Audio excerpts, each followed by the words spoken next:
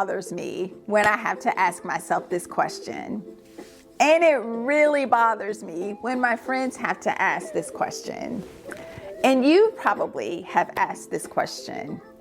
And the question is, how did I get here?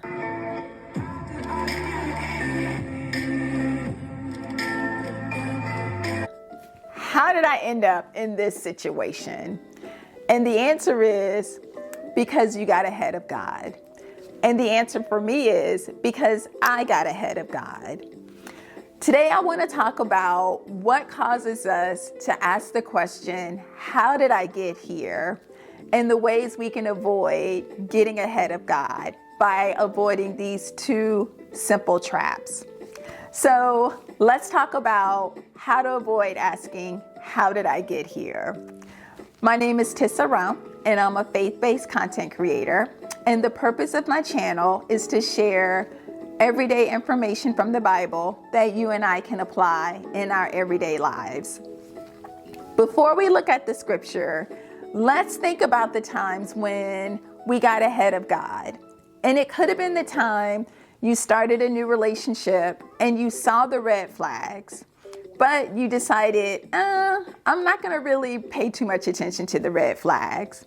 And you stayed in the relationship, and over time, it became more and more toxic and more evident that this relationship just wasn't for you.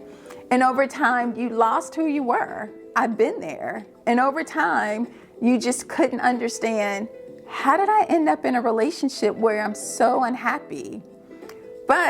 And it's because you got ahead of God. Or it's the time for me when I took a job that I didn't even pray about. I just took the job because of the money. And once I took the job, within 3 months, I was already updating my resume. Within 7 months, I had resigned. And while I was working there, the whole time I asked myself, Tissa, how did you get here?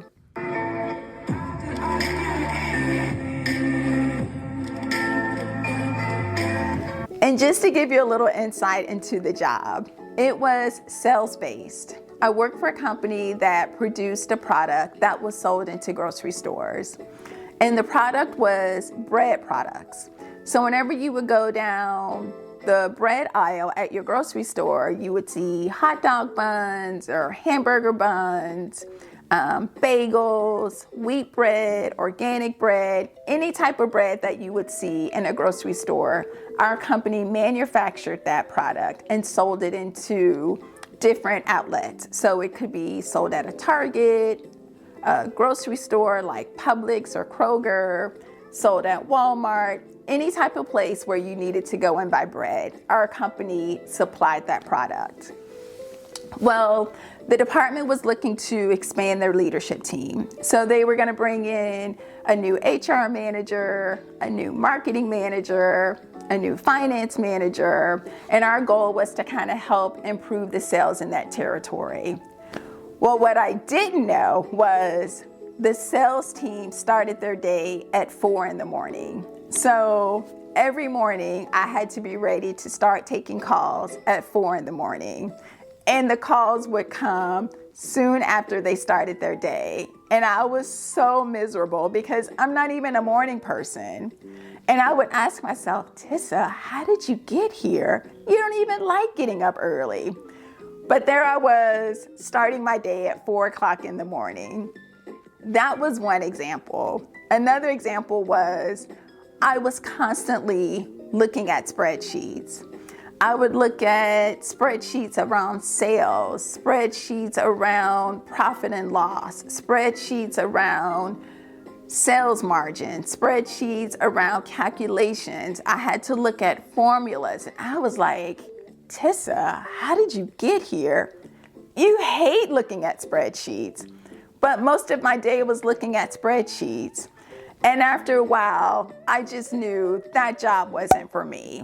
And I knew I never prayed to God to get direction about taking that job, or else I would not have been in that situation asking, how did you get here? It was a lesson learned. And in today's scripture, we're going to also look at a lesson learned around a situation between a son and a father, and mainly focused on the son.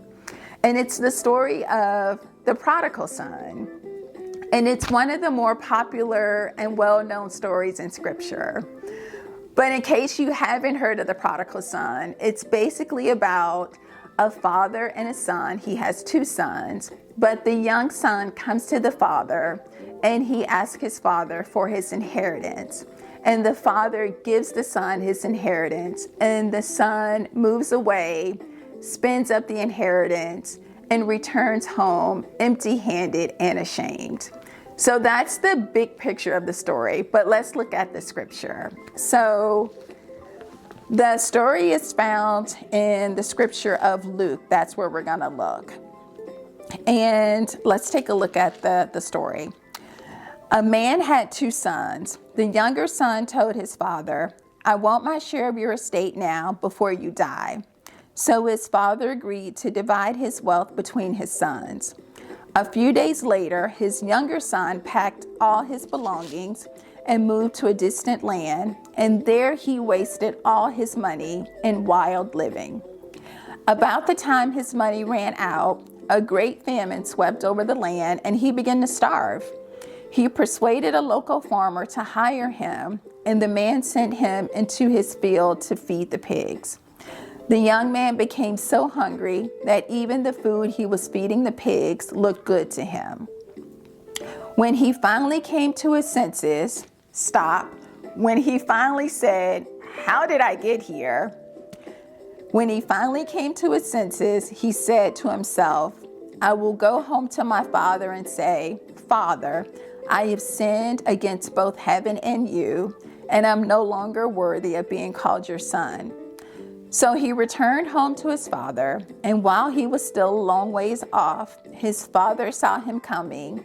Filled with love and compassion, he ran to his son, embraced his son, and kissed him. Before we talk about how to avoid getting ahead of God, let me just say a thing about a parable. A parable is a short story in the Bible that has a spiritual meaning. The Bible is full of parables, and this particular parable is to remind us that whenever we stray off the path, we can always return to God. So a parable is a story that's meant to illustrate a spiritual teaching. So that's the essence of a parable.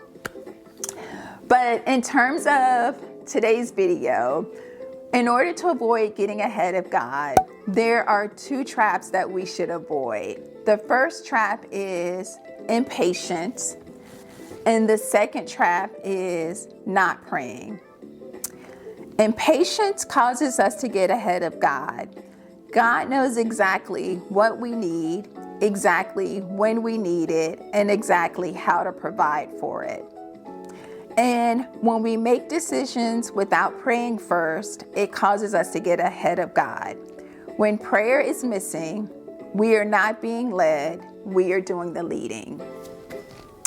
In 2026, I want to avoid asking, "How did I get here?" So as I move through 2026, and as you move through 2026, let's remember to avoid those two traps of impatience and not praying over our decisions.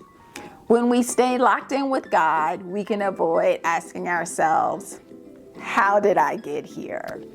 Well, in the comment section, drop down a time when you got ahead of God, and what did you learn, and why did you get ahead of God? Well, don't forget to like and subscribe to the channel. I appreciate you joining me today. And if you found value in the video, or if you know someone that could benefit from this topic, share the video with them. Well, I'll see you next time. And until then, let's avoid the trap of getting ahead of God and not praying before we make decisions. And one last thing, the scripture is there to give us wisdom. The prodigal son is a reminder of what happens when we get ahead of God, but most importantly, that we can always return back to God. Subscribe to the channel, like the video, and I'll see you soon. Bye.